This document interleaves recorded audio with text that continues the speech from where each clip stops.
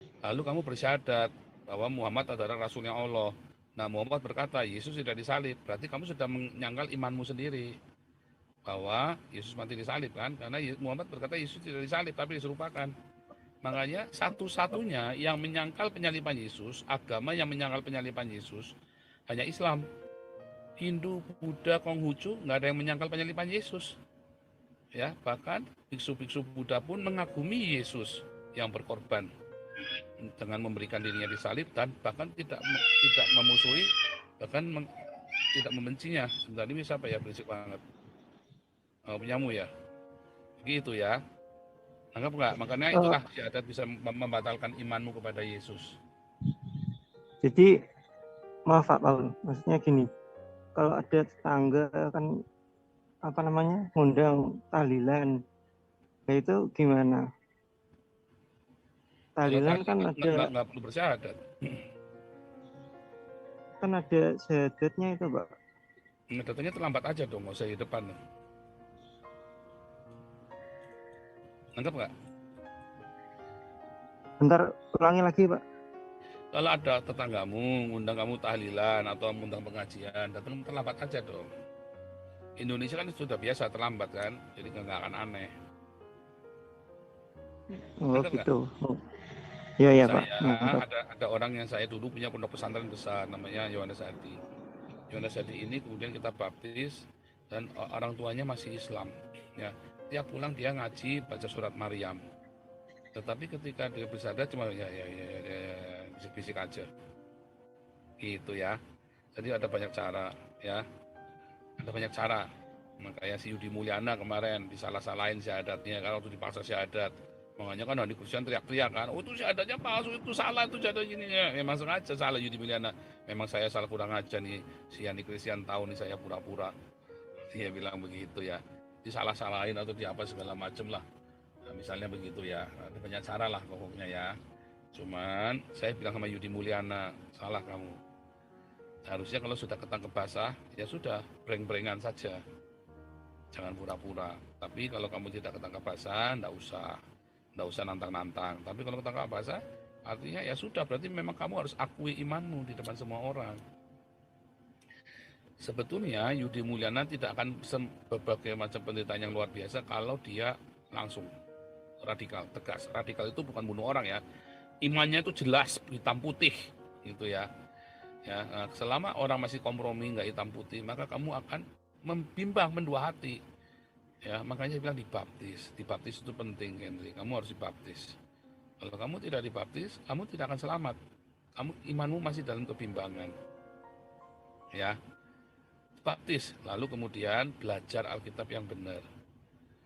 Gitu. Lalu bagaimana supaya kamu tidak berkonfrontasi? Ya, kamu tidak usah bahas-bahas agama Islam. Kamu tidak usah ini ya, tidak usah kamu nyerang-nyerang. Ya kayak KC itu kan nyerang-nyerang Islam. Nah, saya sudah bilang kalau kamu caramu begitu, kamu harus ke sini. Nggak percaya KC, malah keluar dari pemuridan kita, ya habislah dia. Ya, karena kesombongannya dia. Gitu ya, itu ya. Lanjut dulu nih, Ya, ya yang di Pak. TikTok. Karma Pala, silakan. Ini mau bertanya, bisa Pak, saya dari Muslim ini? Ya, boleh satu pertanyaan, jangan debat ya, nanya ya. Silakan langsung. Ya, tapi bisa bisa menanggapi ya Pak Nggak bisa, Pendeta? nggak bisa. Kalau mau debat dari Senin sampai Jumat ya. Hmm, Nah, saya nggak mau debat kalau hari Minggu karena tidak semua orang jemaat saya suka debat ini ya. Hmm. oke. Kenapa orang-orang Kristen ini begitu percaya, yakin kepada Paulus, sedangkan dia itu tidak, Yesus tidak mengenal dia. Yesus kan sudah terangkat ke langit. Kenapa begitu percaya? Sedangkan murid-muridnya pada pengikutnya dibunuh semua sama si Paulus ini. Ya, jadi jawabannya karena Yesus menemui Paulus di Kisah Rasul 9. Yesus sendiri yang menemui Paulus dalam cahaya putih kemilau, sama seperti Yesus yang menemui Yohanes di Patmos. Kemudian Paulus ini ya ditemui oleh seorang murid dari para rasul yang namanya Ananias. Ananias ini sudah bilang, Tuhan, orang ini mencoba membunuh kami. Nah, lalu malaikat Tuhan berkata, orang ini akan dipakai untuk memberitakan Injil dan dia akan menderita. Dia akan tahu rasanya menderita menjadi pengikut Kristus. Nah, Itu kan dari surat-surat itu ya Pak Paul. jangan kalau saya lagi nerangin jangan dibantah. Ya, itu bukan perkataannya Paulus, tapi perkataannya dalam Kisah Para Rasul, dan Kisah Para Rasul itu yang menulis adalah Lukas, ya, bukan Paulus sendiri. Kemudian, ya, Paulus pergi ke Yerusalem. Di Yerusalem dia ketemu dengan para rasul, ya, dan para rasul di Kisah Rasul 15 dan Kisah Rasul 21, Yakobus, Petrus, ya, mengakui kerasulan Paulus, ya. Kalau Petrus dengan Yakobus saja mengakui kerasulan Paulus, bahkan di dalam surat Petrus pun mengakui tulisan-tulisan Paulus, maka kita pun percaya, ya, bahwa Paulus memang berasal dari Tuhan Yesus. Dan buahnya, tadinya Paulus membunuh muridnya Yesus, ya, tetapi kemudian dia mati karena dia memberitakan Injil, ya, memberitakan kabar keselamatan yang dari Tuhan Yesus. Gitu ya. Apakah pada saat itu kan Yesus sudah terangkat ke langit, Pak Sudah Pendeta? saya Kenapa? jawab, berarti kamu tadi tidak mendengar. Oke, ganti pertanyaan, silakan lainnya. Ada Lianti Chen, silakan. Aduh. Kalau orang nanya, dijawab, kamu dengerin, jangan pengen jawab lagi, ya saudara ya. Kalau kamu nanya, Iya, terus kamu pengennya Yesus ini kan jawab, udah di langit, ya. bagaimana dia bisa mampu ke bumi? Ini nanti dapat karma hari Ya, itu kan. tadi sudah saya bilangin, Yesus dalam cahaya kemilauan datang kepada Yesus. Bagaimana dia bisa menemui Paulus?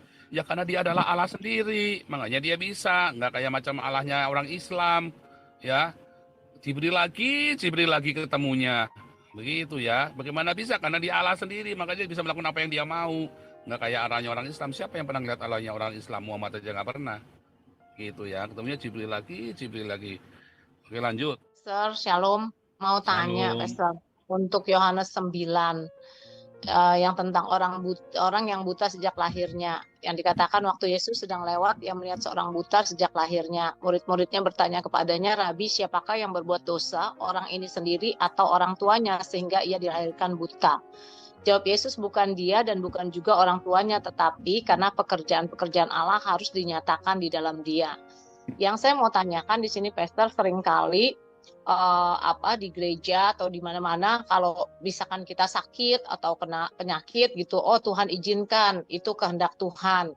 Oh Tuhan izinkan ini untuk menyatakan kemuliaan Tuhan.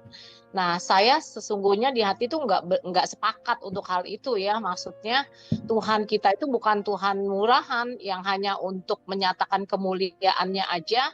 Dia seolah-olah dia bikin kita sakit gitu istilahnya. Oh, dia bikin kita sakit jantung yang mereka selalu mengambilnya di kitab Ayub itu, Tuhan izinkan.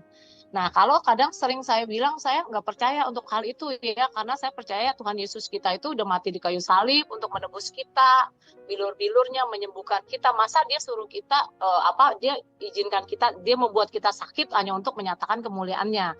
Nah, tapi seringkali orang pakai ayat ini jadinya Pastor. Jadi yang di Yohanes 9 ayat 3 itu, jadi seolah-olah di sini dikatakan ya bukan dia dan juga bukan orang tuanya, tetapi karena pekerjaan Allah harus dinyatakan di dalam dia. Jadi seolah-olah Tuhan yang membuat orang itu buta hanya untuk menyatakan kemuliaan Allah. Nah itu gimana ya Pastor pengertiannya? Jadi kalau kita melihat itu, kita jangan terpengaruh ya. Sebentar ya, ini kok nggak mau ya. Oke. Jadi yang dimaksud adalah untuk menyatakan kemuliaan Tuhan bukan gara-gara Tuhan. Kan Allah tidak mencobai siapapun. Tetapi semua, kenapa kita mikirnya nggak Roma 8 ayat 28? Setiap kali ada bencana, kita harusnya berpikirnya bahwa Allah turut bekerja dalam bencana itu. Bencananya bikin siapa? Kita sendiri, bukan Tuhan. Tetapi itu adalah sebuah pengharapan. Jangan khawatir. Udah salah, ya udah salah, nggak apa-apa. Kamu bertobatlah. Karena nanti Tuhan akan bikin yang baik buat kamu. Justru kemuliaan Tuhan akan dinyatakan di dalam kesalahanmu itu. Kamu salah pun, dalam kesalahanmu pun, Tuhan akan berbuat sesuatu yang ajaib ya untuk memperbaiki kesalahanmu itu, jangan khawatir, itu maksudnya begitu. Jadi bukannya terus Tuhan gara-gara Tuhan, bukan gara-gara kamu. Masalahnya kamu sanggup nggak menuai apa yang kamu tabur, dan kamu nanti akan melihat bagaimana pertolongan Tuhan itu. Bagaimana pertolongan Tuhan itu akan terjadi dalam hidupmu. Masalahnya setelah itu kamu, kebanyakan orang nggak sanggup, ya kebanyakan orang nggak sanggup, dan dia akhirnya apa? Ya karena dia nggak sanggup, akhirnya dia cuma bisa nyalain Tuhan. Oh, ini karena Tuhan, supaya Tuhan dinyatakan, ini gara-gara Tuhan. Tuhan memang izinkan saya seperti Ayub. Ayub itu kenapa bisa anaknya mati? Apakah karena salahnya Tuhan? Ya bukan. Loh, anaknya bikin dosa kok. Kan Ayub tiap hari berdoa buat anaknya. Loh, kenapa dia berdoa buat anaknya? Kenapa nggak ditegur anaknya supaya jangan ngutukin Tuhan? Kan begitu kan? Bukannya anaknya ditegur, malah cuma didoain doang. Banyak orang tua nggak berani negur anaknya. Ya, banyak orang tua nggak berani negur anaknya. Terus ketika anaknya celaka, ya ini kehendak Tuhan supaya Tuhan dimuliakan. Nggak bisa, ya. Kalau kamu tahan menanggungnya, maka Tuhan akan dimuliakan. Apakah akan ada kebaikan dalam hidupmu kalau kamu sanggup menanggungnya? Ya kan? Kalau masalahnya sanggup nggak kamu nanggungnya? Enggak, banyak orang nggak sanggup. Dia cuma retorika belaka. Ya kan? Itu Mulyanti. Iya, jadi mereka tuh pakai ayat ini seolah-olah pekerjaan Tuhan yang ini, Pastor. Jadi kan seringkali kadang beberapa kali aku misalkan ngomong gitu sama orang, enggak lah, aku bilang aku nggak percaya kalau Tuhan tuh izinkan kamu sakit hanya untuk menyatakan kemuliaan Tuhan. Aku bukan begitu, aku bilang gitu. Tuhan nggak mungkin lakukan itu. Segala sesuatu yang dari Tuhan itu adalah baik. Tapi mereka selalu pakai ayat ini, mau hamba Tuhan juga. Ini selalu pakai ayat ini nih, Pastor. Jadi untuk menyatakan ini, ya ayat yang di Yohanes ini kan bukan pekerjaan, maksudnya bukan karena dosa orang tuanya, juga bukan dosa ini, tapi pekerjaan, bukan dosa, bukan murid-muridnya, siapa kan orang-orang ini sendiri atau orang tuanya, dibilang gitu kan, sehingga dilahirkan buta. Nah, jadi seringkali kan orang-orang yang terlahir buta, orang-orang yang terlahir cacat, orang-orang yang terlahir ini, jadi mereka berpikir, oh itu udah kehendak Tuhan, atau itu karena Tuhan izinkan gitu loh. Kan harusnya nggak seperti itu gitu, Pastor. Jadi kalau orang yang nggak benar-benar mengerti tentang Tuhan kan akhirnya jadi ateis, jadi kayak nggak percaya sama Tuhan. Kok Tuhan maksudnya Tuhan membuat dia buta sih, kok Tuhan buat dia cacat gitu loh, Pastor. Nah, mereka selalu pakai ayat ini. Jadi untuk menyatakan kemuliaan tuh, pekerjaan Tuhan harus dinyatakan gitu. Nah, jadi jawaban yang tepat itu apa ya, Pastor? Tuhan tidak perlu bikin orang cacat, bikin orang celaka supaya nama dia dipermuliakan. Tapi ketika kamu dalam perbuatan yang salah, ketika kamu melakukan hal yang salah, ya, Tuhan untuk bekerja dalam segala sesuatu. Kalau kamu mau melekat erat sama Tuhan, kamu mau datang pada Tuhan. Jawabannya begitu. Kamu salah ya salah, tapi ya sudah, enggak apa-apa. Kamu sudah salah, bertobat. Nah, nanti kita sial dong, udah nggak ada apa. Ada. Tuhan turut bekerja bahkan dalam kesalahanmu. Tuhan akan bekerja. Itu yang benar.